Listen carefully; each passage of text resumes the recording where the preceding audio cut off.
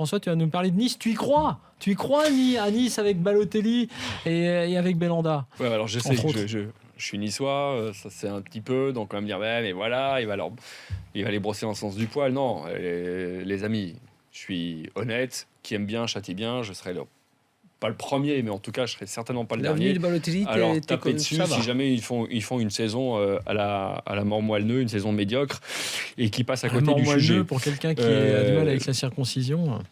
Qui passe à côté du sujet. Non, l'OGC Nice, par rapport à ce recrutement, mais pas seulement celui de la fin de ce mercato entre Belhanda aussi, il ne faut pas l'oublier, et Balotelli, qui est un énorme pari, démontre encore une fois que depuis quelques temps, en tout cas c'est la deuxième saison, qu'ils essaient vraiment de monter en puissance, et ça pourrait être une des surprises maintenant de cette Ligue 1, ça pourrait être une de ces surprises par rapport au tout dernier recrutement, parce qu'il ne faut pas oublier Dante aussi, qu'ils ont obtenu de Wolfsburg. Donc on s'aperçoit quoi finalement? Que c'est une cellule de recrutement, et pas que depuis 2 ans, depuis pas mal d'années maintenant, qui travaille d'une manière assez...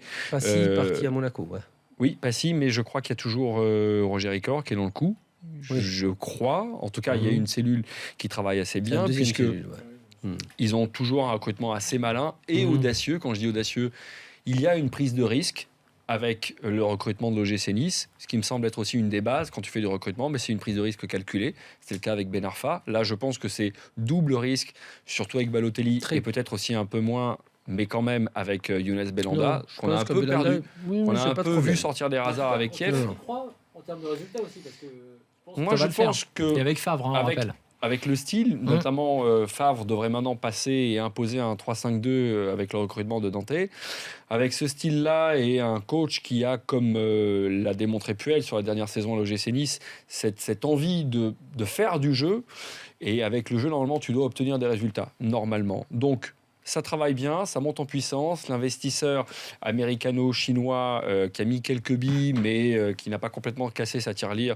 Je trouve qu'on est dans une montée en puissance judicieuse, oui, pour voir. Avoir conservé Cosiello et Seri, qui avec Nampalis Mendy formaient aussi un milieu de terrain très performant et très joueur l'année dernière. On a gardé 2 éléments sur 3. Donc il y a aussi quelques convictions, quelques certitudes dans le jeu de l'OGC Nice. Ça peut être une équipe qui, au niveau du jeu, au niveau de ses joueurs, va offrir à la fois du spectacle, obtenir un peu de résultats. C'est pas mal. Alors, ça demande à voir. Ali, ton avis, juste un mot. Là où je rejoins François sur le plan technique, je ne sais pas encore trop, j'attends de les voir jouer, mais sur le plan déjà de la... on va dire du travail des dirigeants, de ce qu'ils essaient de faire, à la fois en termes techniques, mais aussi un peu en termes médiatiques. Je trouve qu'il se passe quand même pas mal de choses à Nice, c'est plutôt sympa. Il y a le domaine du terrain, et de nos jours, c'est tellement important au niveau média et médiatique, marketing. Ben Arfa, maintenant Balotelli, tu gardes encore une image sur un club dont on a parlé, qui a quand même des bons résultats, sans casser la tirelire, et ça, c'est très intelligent. Mais beaucoup plus important, l'arrivée de Balotelli, plus Belhanda, plus Dante. Je parlais de colonne vertébrale. Et là, la colonne vertébrale, ça fait plaisir. Tu as l'avant-centre pour suppléer Pléa. Tu as Belhanda, le meneur de jeu un petit peu pour faire oublier, pas spécialement complètement tout Ben Arfa, mais qui va apporter cette touche technique à l'expérience de la Ligue 1. Donc, il n'y a pas d'adaptation. C'est une très bonne chose pour le GC Nice. Et Dante qui va rassurer un petit peu la défense, qu'il faut le dire quand même, la saison dernière, ils ont eu beaucoup de blessés dans l'axe, surtout en fin de saison. Le Marchand, qui s'était blessé. Et avec un très bon entraîneur. On a entendu Cosiello qui nous avait dit ici, sur le plateau, on travaille beaucoup plus tactiquement qu'avec Claude Puel, alors qu'avec Claude, à la base, tu bosses bien. C'était déjà tactique. Donc c'est déjà une bonne chose. Avec sans ballon, on travaille énormément. Et on travaille surtout le changement de tactique, ce qui n'était pas le cas avec Claude, qui jouait exactement la même tactique.